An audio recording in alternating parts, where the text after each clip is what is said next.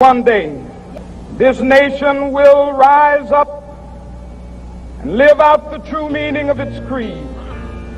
We hold these truths to be self-evident, that all men are created equal. Lift every voice and sing till earth and heaven ring. Ring with the harmonies of liberty. Let our rejoicing rise high as the listening sky. Let it resound. Let it resound. Loud as the rolling sea. I like this part right here.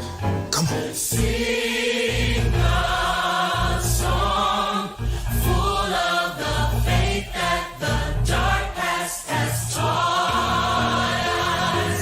Sing a song full of the hope that the present has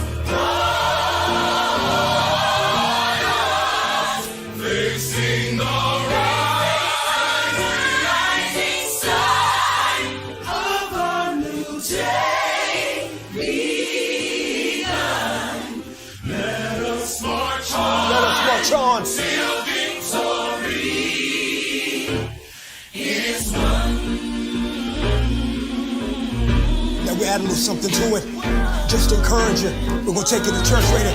Let's go! We'll keep marching right until the victory is won.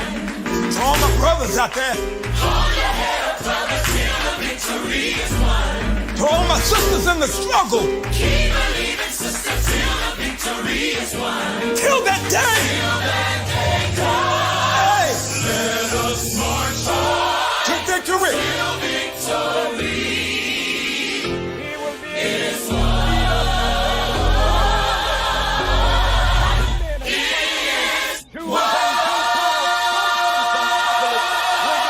Join hands and sing in the words of the old Negro spiritual. Free at last, free at last. Thank God Almighty, we are free at last. As a teenager from Brooklyn, Don Oliveria hadn't experienced the harsh realities of racism like residents of the South face every day. And hearing and reading about civil rights abuses, such as the systematic denial of voting rights through the administration of a necessary and impossible test, young Oliveria and his friends boarded a bus for Selma, Alabama. We are here today to listen to Mr. Oliveria's mesmerizing story from Bloody Sunday, March 7, 1965. As he's done for young audiences and old audiences across our state, he'll speak about his incredible experiences on the front lines of the civil rights movement, in addition to marching through the streets of Selma on that fateful Sunday. He not only met Dr. Martin Luther King Jr., but he also went to prison with him and slept on his couch. But you'll want to hear Mr. Oliveria tell the story in his own powerful words. Ladies and gentlemen, I present to you Mr. Don Oliveria.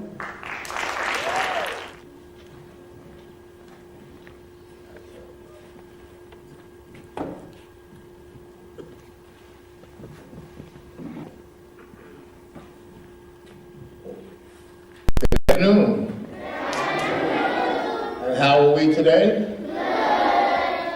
Wow, very exciting audience. I've had audiences that didn't say anything. You're exciting me today. Why are these seats empty? Why is these seats empty?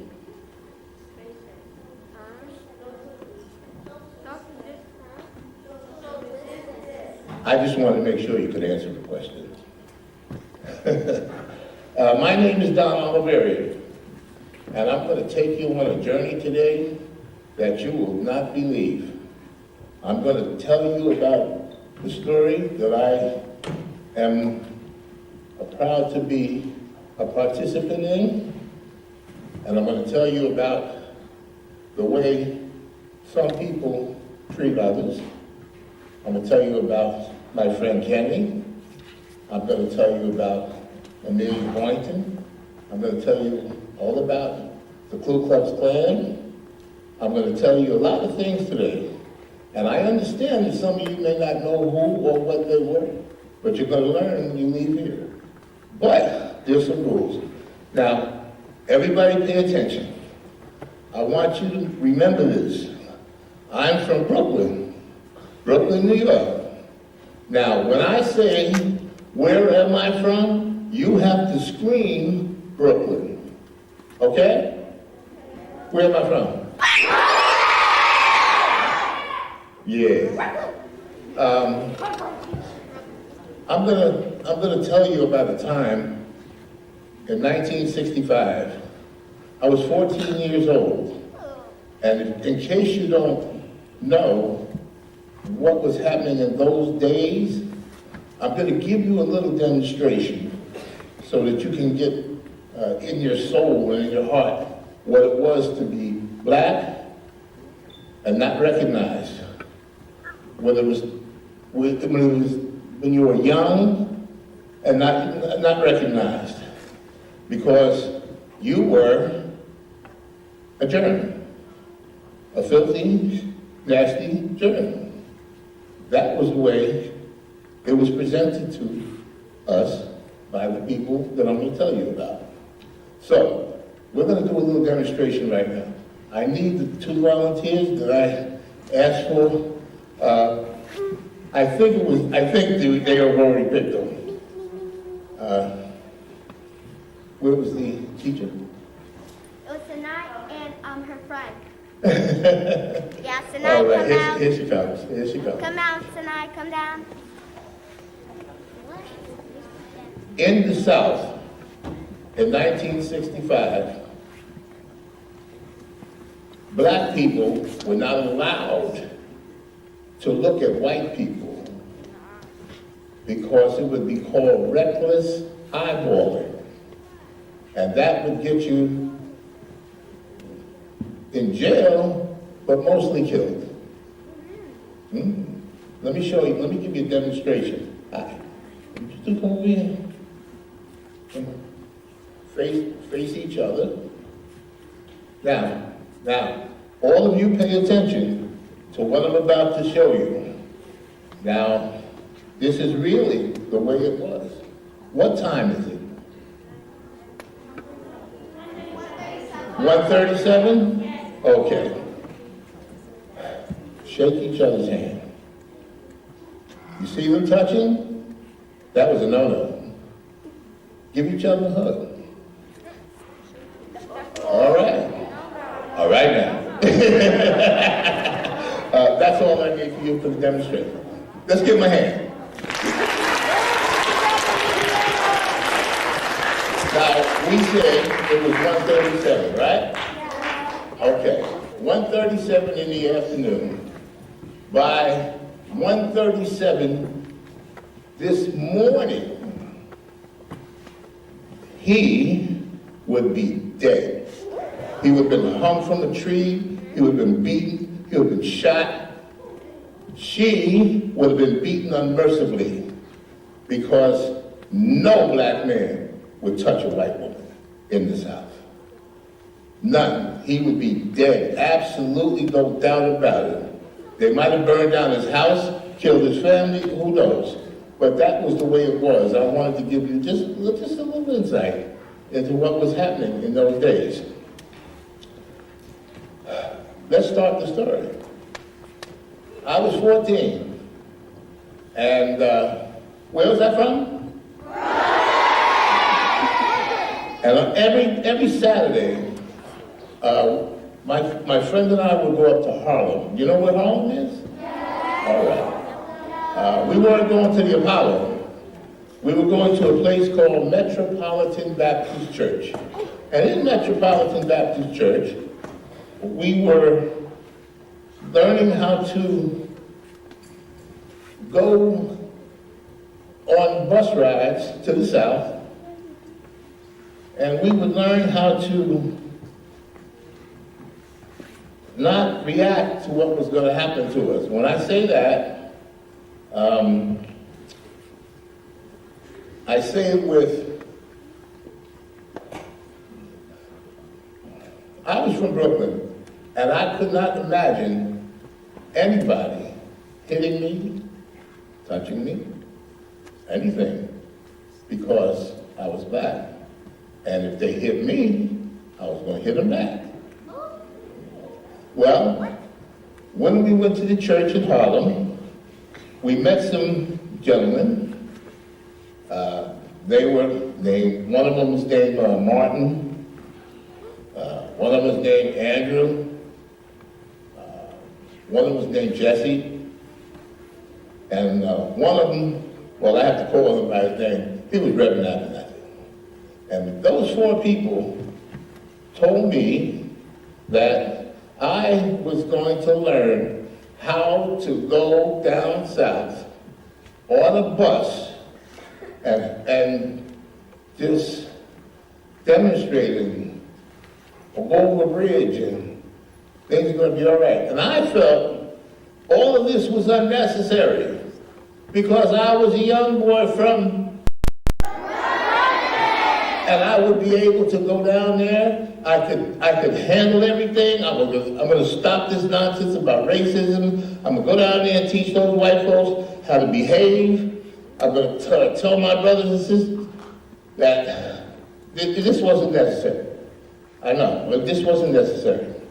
So anyway, Martin and Jesse and Andrew and Reverend Abernathy were the teachers. They taught us how to turn the other cheek. I didn't believe it. They taught us how not to get mad and angry when we were approached by people who didn't like us. I thought that was ridiculous. I voiced my opinion. I said, Martin, you're crazy. If you think I'm going somewhere and let somebody hit me in my face or hit me on my back or anything to me, I'm gonna break their face and you ain't gonna do nothing about it. Well, Martin said, I don't know about that, young man, because you can't always hit somebody or fight somebody because you don't like what they've done to you. Sometimes you have to learn to turn the other cheek. But I said, no, I'm not going to turn my cheek when nobody hits me because I'm from Brooklyn. And in Brooklyn, we don't stand for that. No, if somebody run up on you, you punch them in the mouth. They hit you, you hit them back. They mess with you, you mess with them back. And that's the way it is. But they taught us, they tried to teach us, the things that was supposedly better for us. We were going down there, we're gonna demonstrate, we're gonna walk, and we're gonna take our time, and we were just gonna go down there and just straighten things out. Well, I decided that man was crazy. But I was gonna get on the bus anyway, because my parents said I could do it. Now, in those days, the people on the bus were our parents. They're not like today. You know, we could ride down there, we'd be respectful and all the things that we wanted to do. And, but I had an ulterior motive. I wasn't thinking about no bridge. I wasn't thinking about no demonstration. I wasn't thinking about anything but this fine girl that was getting on this bus too. I said, I don't care, I'll go down there, but I wanted to see this girl because she was pretty. And if I had to ride down south, I was gonna ride with her. Well, it didn't turn out that way. So let me first get you to do another thing for me before I tell you the story. Everybody, I want you to give a large round of applause for your teachers.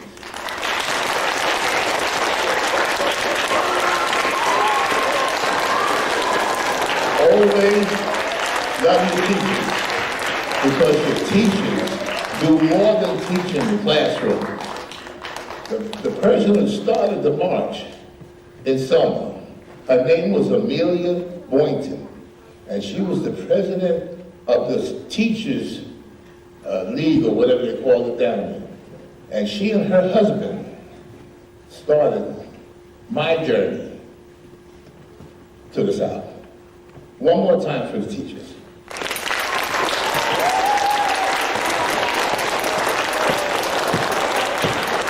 Well, all right, now I'm going to take you on the real journey. I'm going to take you on the real trip now. Now we're going to have fun. All right, we got on these buses. We've been trained for 2 weeks.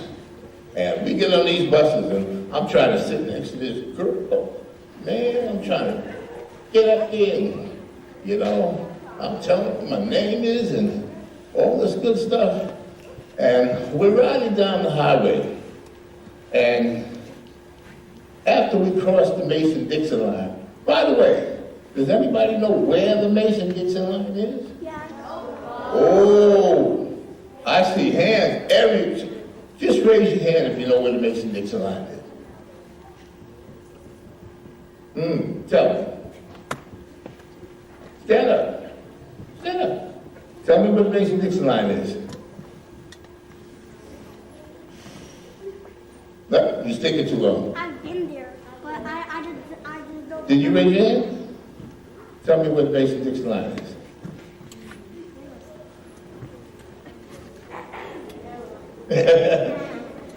Anybody know?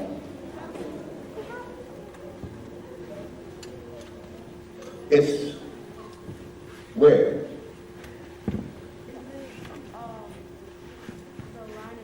Say what? Take your mask down. The line across the highway? No. Anyway, well, I'm going to tell you. I'll give you one more chance. That girl all the way in the back there.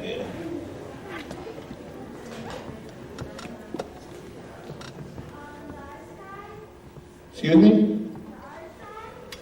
What did she say? Okay, no. The Mason-Dixon line is the imaginary line that goes dividing the North and the South. But some people think it's in Virginia or North Carolina, just down there. It's not there. And I want you to ask your teacher, since you didn't know, where the Mason-Dixon line is. I just want you to ask your teacher that. Okay, now, I'm going to use some words that I have a hard time using with you, but I'm going to show you how they taught us.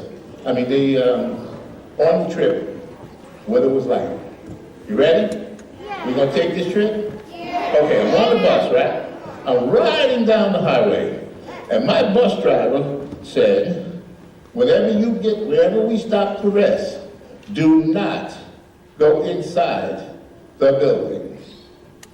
They said we would go outside and around the building because we were not allowed to go inside because we could not use the bathrooms because they were for white folks.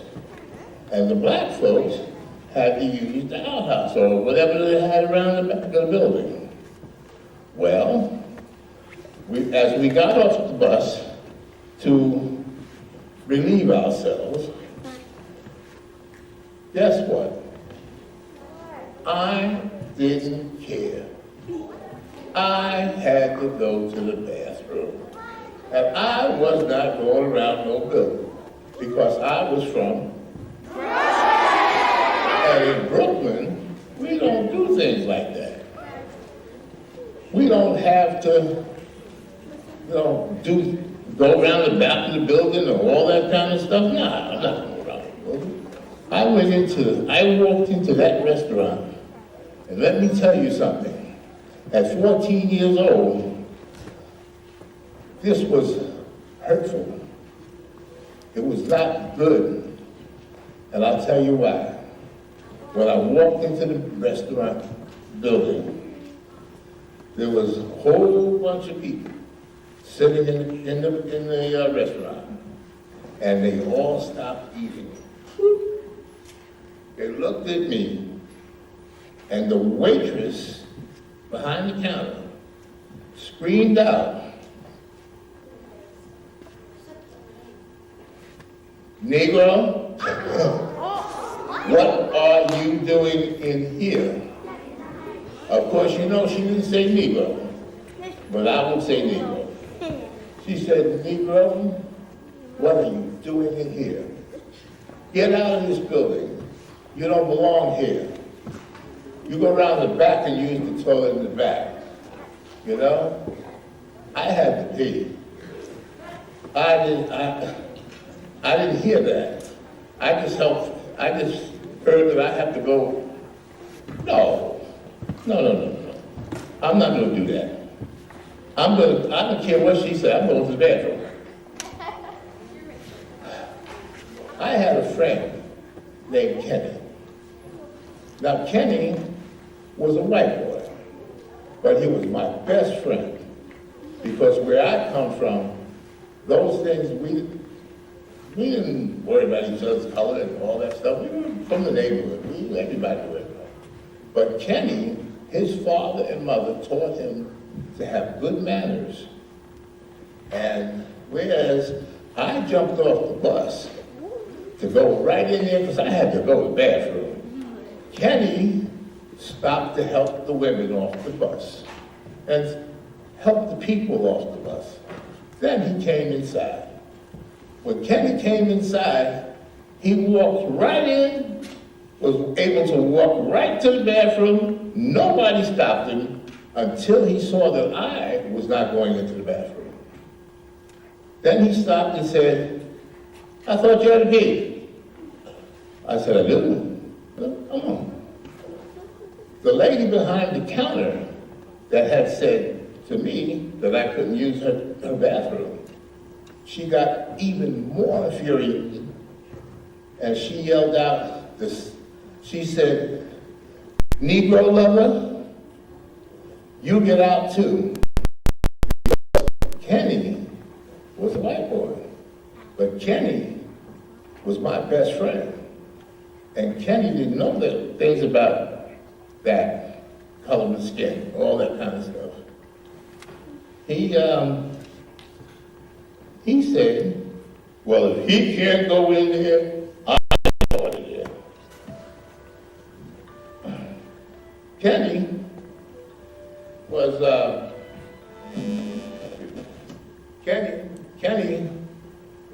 a great guy, and Kenny has a lot to do with this story, because when I tell you about Kenny, he was like your Ace Boone Cook. He was like, yeah, he was a good boy. So the people in the restaurant got up and we ran out. They didn't come out after us, but then we ran out. You know what I did next? I still had to go to the bathroom, but for the first time, I did something that might sound terrible, but it wasn't. I went around to the back, and there was 4 cars, 4 nice cars. So I went there, and I peed on the car. And it made me feel good. It made me feel good. I got it. These people are not going to talk to me like this. This is my way of fighting back. It wasn't right. I would never tell you to do that. But yes, I would. Because when we did that, we got back on the bus, but we had to get out of there because them white folks were mad. They was upset. They didn't like us, and they suddenly decided they wanted to get us. So the bus driver took off. He got all of us back on the bus. He took off. Now, in those days, there were no cell phones. There were no cell phones. There was no, the phones, you either turn them on the dial or push the buttons. We weren't down the road, maybe 3 miles. We thought we had gotten away from them. And then let me tell you what happened then. 3 miles down the road, and remember the roads down there in those days were not like the roads up here. They were like kind of dirt, you know, kind of highways. They were just building the highways. When we pulled down this road, on both sides of the road, there was the Ku Klux Klan. They were waiting for us. I couldn't believe it. They started throwing rocks at the bus, hitting the side of the bus with sticks. One of the Klan lit a bottle, I think it would be gasoline because they threw it. It didn't hit the bus, but it just missed the bus. But when it fell, it exploded. Flames were everywhere. These people wanted to kill us. I mean, just because I wanted to be. You know? These people wanted to kill us. How dare I walk into a place that we couldn't come to? It just wasn't right. You know, those people want to. But I will tell you one thing about the Klan. I do like one thing about the Klan. Believe me, I'm serious. I like one thing. The symbols on their robes was beautiful. You know, the symbols on their robes were nice and pretty, but underneath was nasty, dirty, filthy people because they wanted to kill us because we were black. You know, and we were on the way for the demonstrations, on the buses, and they called them the freedom rides. But they were a hard way to get freedom, believe me. As we rode down the highway, we encountered a lot of other stuff on the way. We encountered demonstrations by white folks, people with guns, people with sticks banging the buses. We were scared. We were very scared, you know? But I'm from, so I'm going to just take over. I decided that I wasn't going to let this move me. I was going to go out. I was going to fight these folks. I was going to face these folks. I was going to tell them who I was. And I was from the North, and they better stop this stuff now. I was going to end the civil rights all over. I was determined we were just going to end this stuff. Well, when that man pulled the gun and tried to blow my brains out, I ran. I did. And he was an old man, so I got back on the bus. This is another bus stop down in South Carolina. I got back on the bus, and I suddenly realized these people are serious. They don't want us in the land. But somebody told me, I think it was my teacher that told me, we had a constitution. This is America. I could go wherever I wanted to go. My teacher lied, but she didn't know she lied because she'd never been down south. Well, anyway, we traveled on. We got to Atlanta. We stayed in Atlanta, and that's where we met Martin, Andrew, Jesse, and Reverend Abernathy. They were from down there, and they met the buses as they were coming into Atlanta. Now, Let me tell you about this man. Because I still want to punch him in the mouth. You know, this Dr. King, I want to get to him. Because he had me down here in the South. People threatening me with guns. People beating my bus up, throwing firebombs. What is this man getting us into? So, we talked. He invited me to his home. I went to his home, and I sat down with him, his wife, Loretta, his niece, Alvita, and his father, Martin Sr. And we had the best fried chicken you have ever put your lips on. Loretta cooked the heck out of that. But we talked about why we had to be nonviolent. And I couldn't get it in my mind. As he taught me at home what to do, and I said no. Now he's trying to tell me in Atlanta why I should continue doing it, and I really said no. I was angry. I was mad. I was fired up. I wanted to go. I was full of hatred. I was doing the same exact thing as the other side was doing. I became angry. I became hostile, you know. Martin couldn't tell me nothing. Andrew Young couldn't tell me anything. You know, I was just mad. And I wanted to fight because I assumed that that was the only way we were going to get our way. Well, Martin said, when you guys get down to Selma, see if you have any different feeling about what's going on. So we got on the bus 2 days later. That was March the 6th.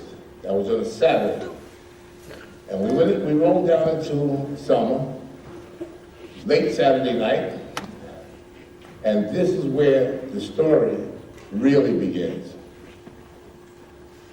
The bridge was, I don't know if any of you have ever been to Alabama, or if you have relatives in Alabama, and the bridge, the Edmund Pettus Bridge, is a long bridge across the water, and it got a hill that goes up, and then it curves and it goes down. Well, I looked at the bridge, I thought about it, I said, this will be easy. This gotta be easy, just cross the bridge. We'll march and cross the bridge and keep going. But the folks had other plans for us. The folks did have other plans. I met a lady who was pregnant, a white lady. And we were gathering on the other end of the bridge. And we were just hanging out. And this lady came across the street. And she had a little girl with her. Now, if your teachers have ever shown you a picture of the Edmund Pettus Bridge on the end where we marched from, you'll find out it's like a strip mall, a mall, a little tiny mall. You can buy mattresses, you can buy milk, you can buy a lot of things.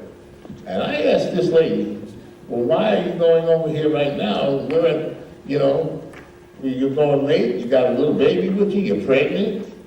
She said to me, sir, I'm going to get my milk for my child, and I'm going in the house, and I'm going to lock the door, because tomorrow morning, y'all are dead.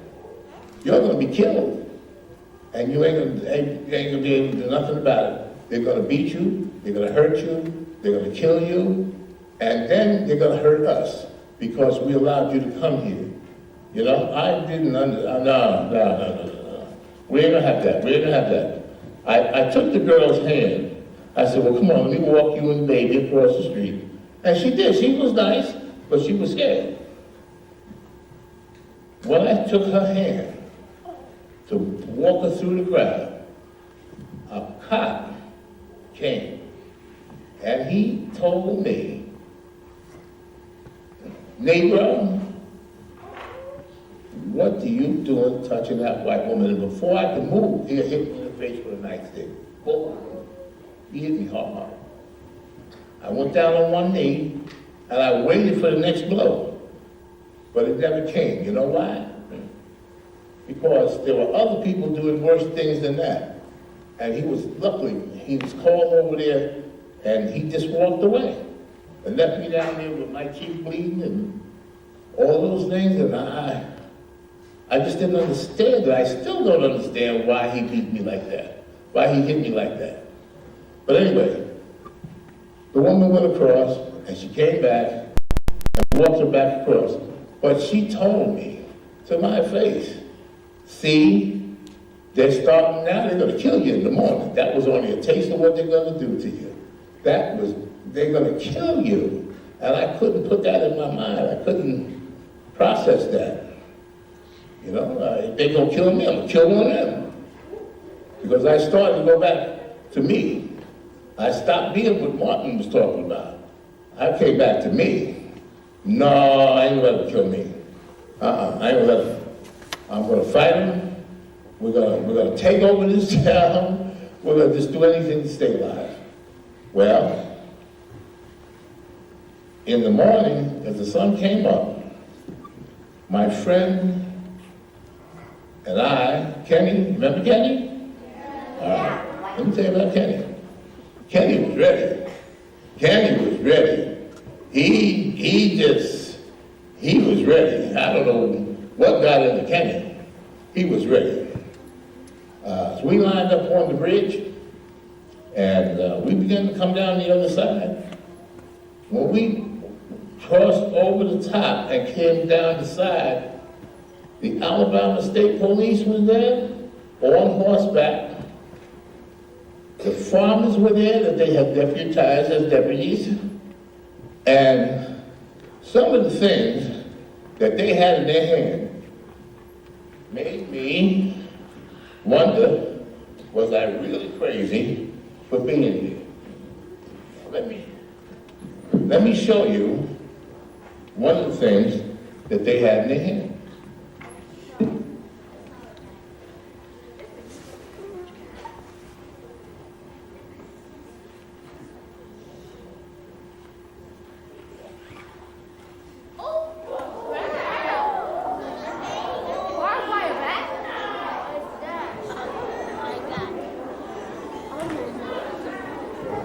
See that? As we got ready to come over the bridge, there were people on the other end of that bridge that were not policemen. They had been deputized. They were farmers. They came with guns, bats, axe handles, and all of that. And they were going to command that we stop marching, and before you could say anything, they got on the loudspeaker. They told us to turn around. We couldn't march, and they didn't even give us a second. They didn't give us a second to think about it. They were crazy. They rode on horses and horses ran over people. They started beating us. They started throwing tear gas. And the reason I'm here to tell you the story is because I wanted to tell you. Because some of the kids, there were kids there, your age, little kids, that they use as punching bags. Let me give you a good example. See how your friends are next to you? See how little you all are? They beat them kids like they were grown-ups. I saw an Alabama State policeman. Any of you play football? I did. Any of you guys? Yeah. All right. You know when you kick the football, you're supposed to kick it for distance, right? So you kick it hard, right? Okay.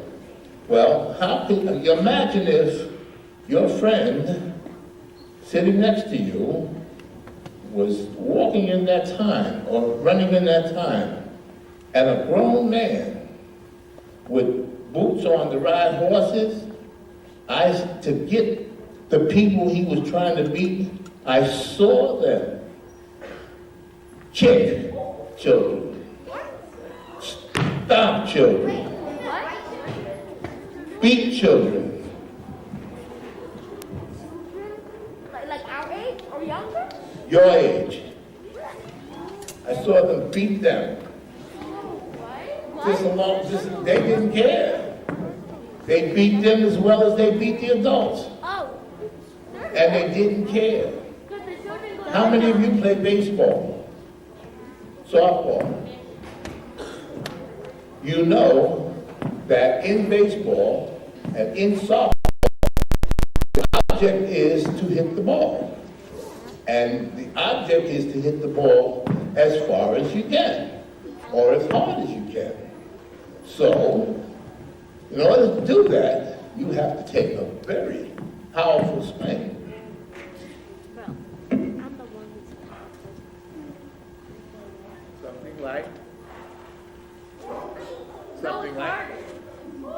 Something like? Wow. They did that with these, and they did that to people. They swung them hard. They beat us unimaginable. And they had no respect. They had no feelings. They were cold killers as far as I was concerned. But I was looking, they were beating me, I was looking around for my friend. And you know what? I saw Kenny being beaten too. But Kenny was beaten worse than I was because he was white. And there was a crowd, there was about 600 of us. John Lewis was there. He walked in the front. There were other people there. Jose were all of the people that you should ask your teachers their names and who they were and what they did for us in those days. But can you imagine if somebody beat you children, with something like this? Oh, You know? I cannot. And I know that I wanna let you feel it, but I don't know if it's safe. But if you get a chance before I leave, you can come and feel this. You can hold it. And you can imagine, you know, there's blood on there. Little bits of blood. Yeah, I saved this from them. But they beat us like that. All because Amelia Boynton had the nerve and the audacity to want to vote. That's all. Just to get the right to vote. Ask your parents and your grandparents about that part of it. Your teachers, that part of it. They'll tell you what that's about. You know, because it'll be a while before any of you can do that. But in order to get to what we had to do, we had to go through that. We had to go through that. I saw devastation that I have never seen before. But the worst part of it was, my friend Kenny,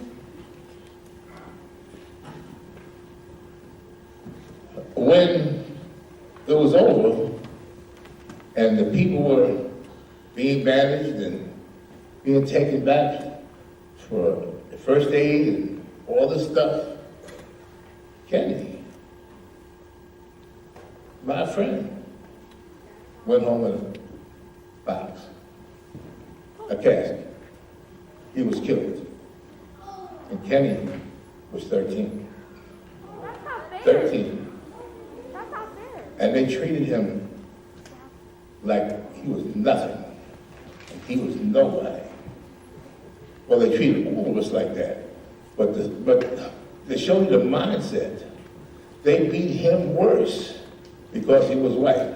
They beat the priests that were there watching with us worse because they were white.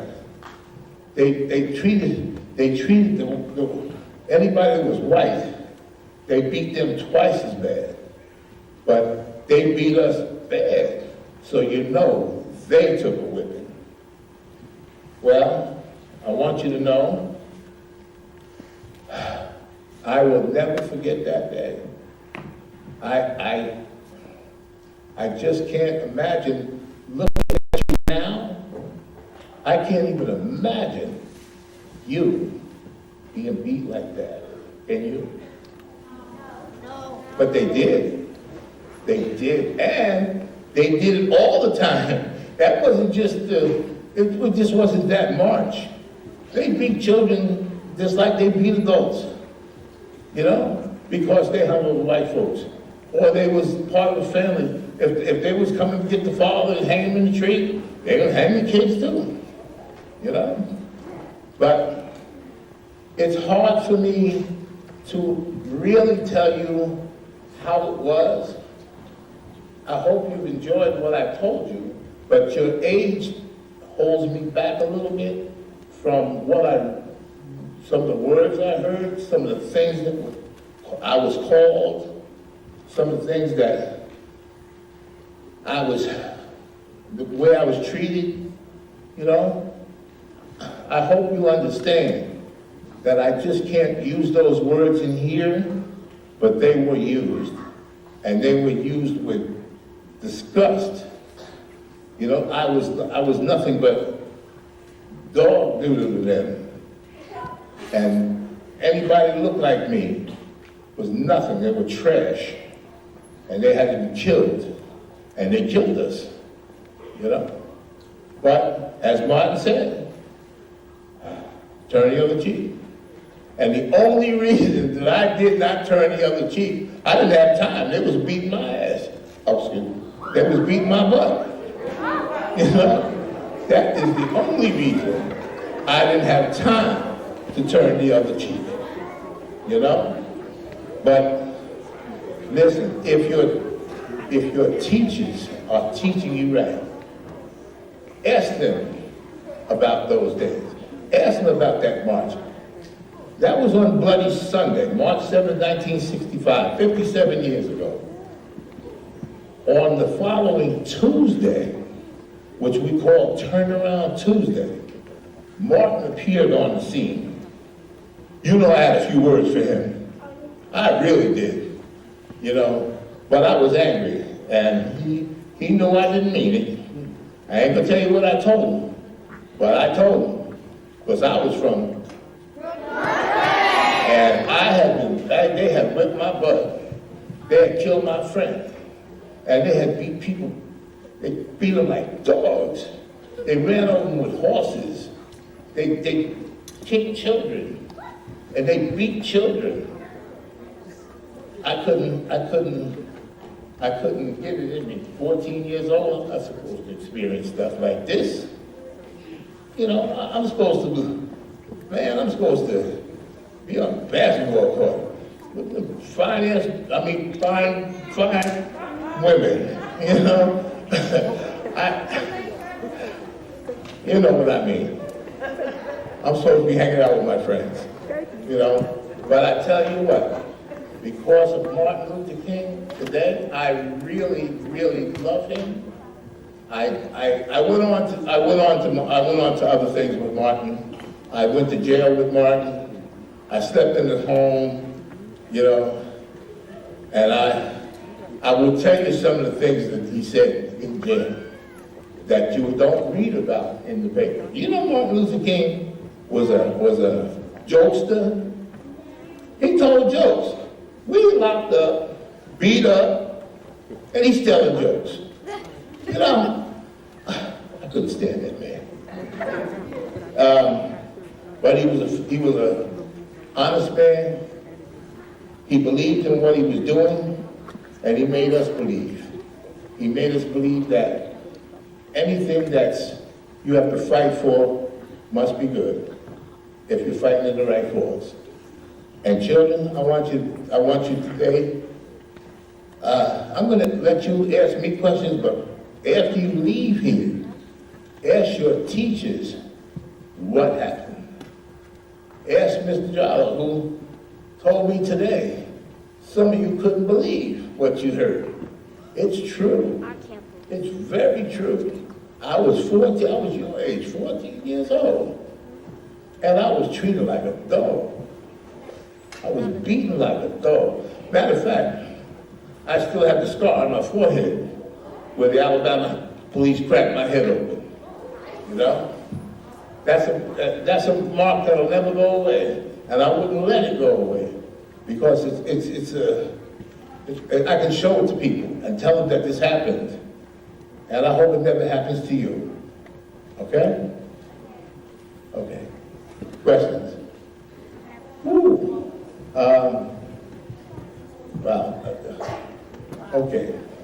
Let's start right here. What's the question? No, you can't come up, just stand up.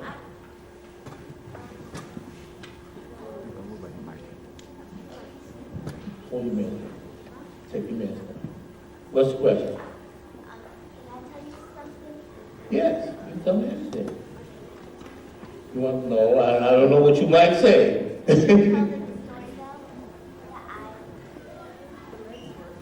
Oh, sir. Oh, yeah, maybe. Yeah, there we go. He says he wants to tell me a story.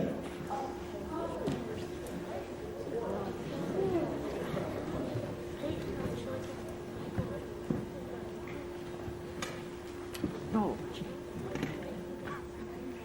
They can ask a question. Just talk. I don't hear it. That's okay. Ask Mr. You repeat it. Go. In one time, Are you going to ask a question? Let's let someone else ask the question. no, Get your words together, okay, honey? Okay, very good. Question. Go. Okay. Did they throw the kids in the sea? Like, over the bridge? Did they throw them over the bridge? No, they didn't throw him over the bridge. No. Thank God, though. They really wanted to, but they didn't. You know, we got off the bridge quick. We came down here, be beat up. Go. what happened if they hit the wrong children? To them, there were no wrong children. Everybody was on one side or the other. And if you were on this side with the children and the adults and the people marching, you was beat too. Do you still keep in touch with Kenny's family? That's a very good question. That's a very good question. Kenny's mother, father have passed on. They're dead. But I go out to Kenny's grave once a year, and I just talk to Kenny.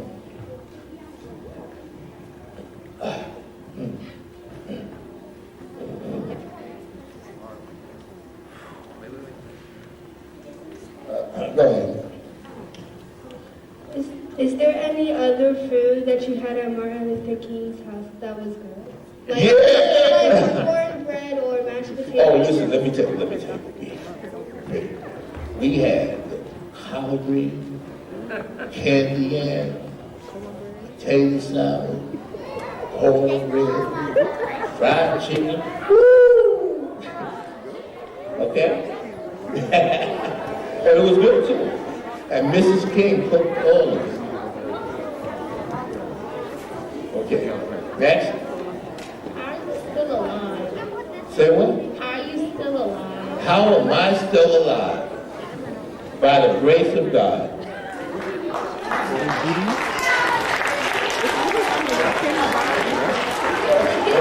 Okay, go ahead. Were you arrested by protesting? Yes, I was arrested 67 times.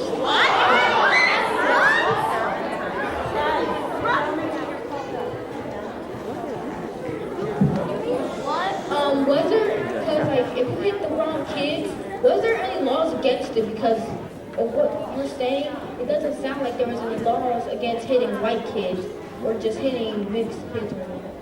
Was there any laws? Well, if there were laws, they were not for us. That there was no laws to protect you, me, anybody. If you weren't one of them, you were a lawbreaker. And they beat you for that. And they hung you for that. And they killed you for that.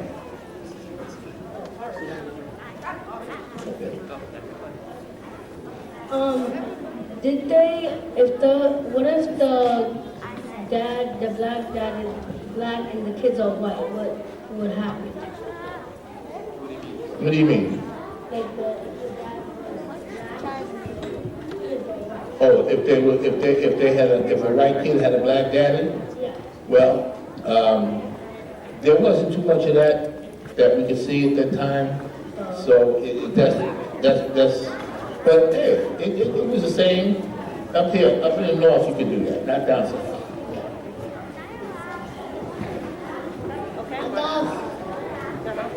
Got a funny question. Come on, what's the question? Why you peed on the ground?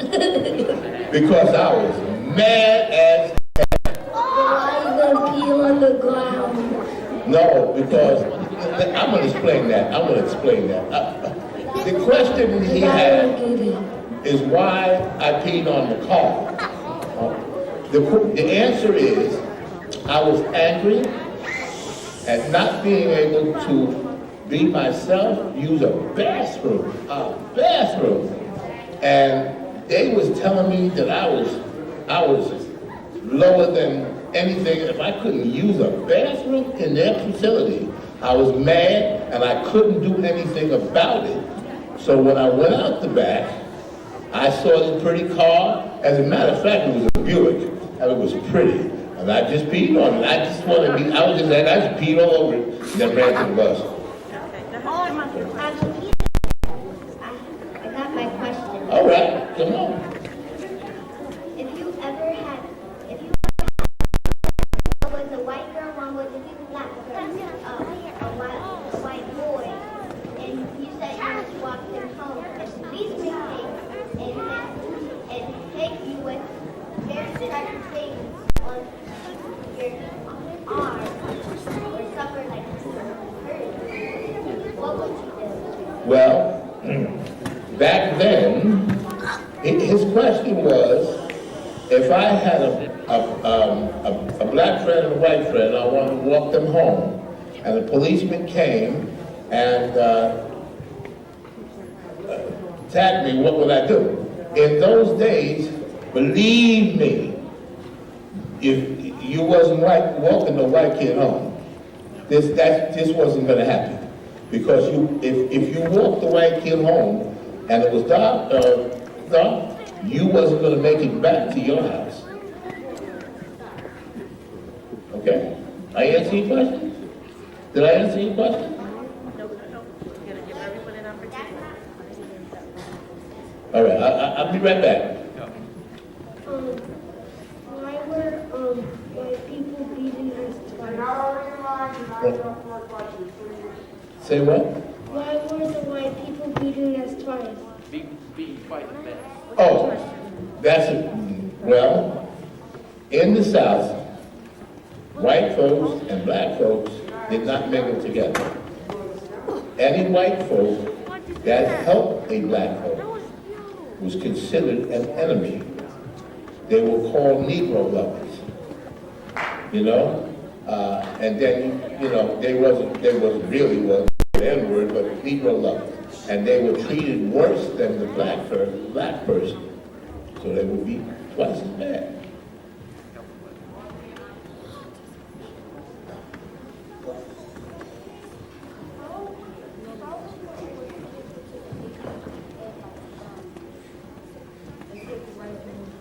That's really good. Her question was, how important was the kids' participation in the civil rights movement? Well, in the civil rights movement, the parents were all coming out to protest, to demonstrate in various cities and stuff, and they had nobody home to watch their kids. So the kids went too. And since they went too, when all the action started, the kids would run away, but they would be caught in the middle of all of this. So they were very important because they needed that education, believe it or not. They needed to see what people could do if they had a mind that was full of hate. So that the best thing they could do is, if the kid was there, they wanted to destroy that kid too, so that he or she would never grow up to be like you, that you could be concerned, that you would be somebody that would grow and help others. Yes, but to me that doesn't make sense because the kids are just there because they have to be. Why do they have to be? Because they were there, her question is, why were the kids, they were, first of all, when the kid was there, because he had to be, once those things started, he would see, he or she would have to understand why they were beaten too. They didn't run away from the kids and go after the adults. They beat the children just as bad as they beat you. Remember, ask your teacher about the 14th Street bomb, where they bombed the church. They bombed the church and killed 14 children in Alabama. Ask your teacher.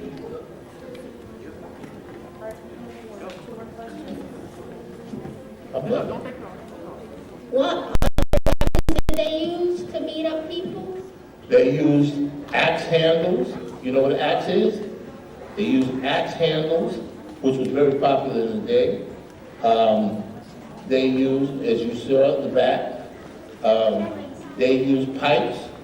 They used guns. They used anything they could find to hurt him. Okay?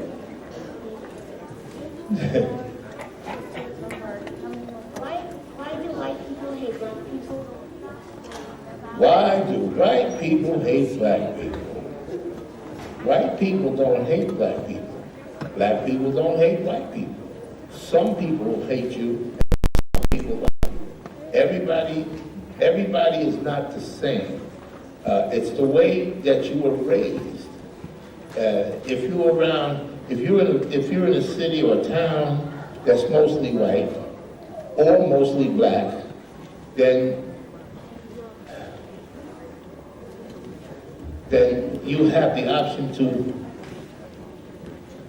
let me ask you a question. This is a horrible question to answer. Do you have black friends? Do you have white friends? Yes. Do you not like them? I do like them. You do like them. So that means that's you. Then you take all the people out here, only a handful of people don't like either one. And those handful of people make it bad for all the rest of the people. Maybe? Get it? Do you understand? Okay, thank you. Everyone else, please have a seat. We have one more question. So, how many people were in the restaurant when you walked in with your friend? How many people were in the restaurant? There must have been 8 or 9 or 10 people. And they all thought like the waitress thought. And also, what car brand was the car you peed on it? Say, what? I said, what car brand was it when you peed on it? What car? What car brand? Oh, it was a Buick. Oh man, I could be here all day. I love this. I just wanted to, we're looking at our time. Oh, I'm sorry. Let's see, Gotta go. That's what she said. 2:30. Everyone, let's have a round of applause for Mr. Oliveria. Thank you so much for sharing your story. Again, being a symbol of living history. Ladies and gentlemen, please remain seated. completed yet. Mr. Oliveria, we have a presentation on behalf of our student council. No. We got to leave and stop cooking.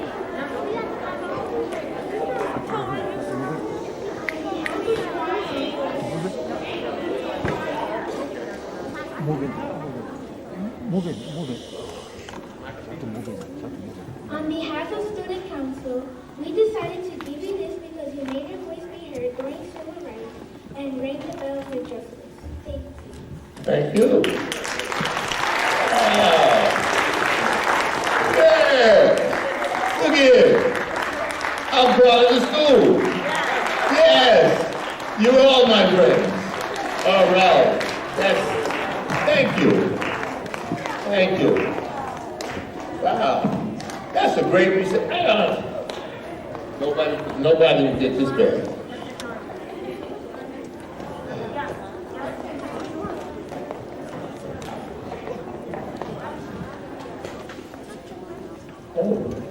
The schools, the Rams? Yes, we are the Rams. We are the Rams, and wow. we wanted to make sure. So inside, when Noel spoke about being a voice for civil rights and being a bell ringer of justice, so wow. Tyson, both with the Tyson Rams, all of our Tyson students. Another round of applause for Mr. Oliver. Wow. Yes, it represents all of you. All of you. All of this carries your name, carries the Cicely Tyson name. On behalf of Cicely Tyson, Supervisor of Humanities, Ms. Shea Richardson, Mr. Joannou, Ms. Khan, Mr. Lombard, we're all part of the leadership team. Ms. Khan, if you would join us up here, Mr. Lombard. Thank you so much for all of your hard work. This was actually weeks and weeks in the planning. Mr. Abbott is on our live feed right now, being fed through our YouTube channel. There's also a special presentation by our dancers that will be on our live feed and part of the recording, but we wanted to give this to you in recognition of service awarded to Don Oliveria for dedication and commitment to the students of Cicely L. Tyson Elementary School and the East Orange School District, March 14th, 2022. Thank you so much.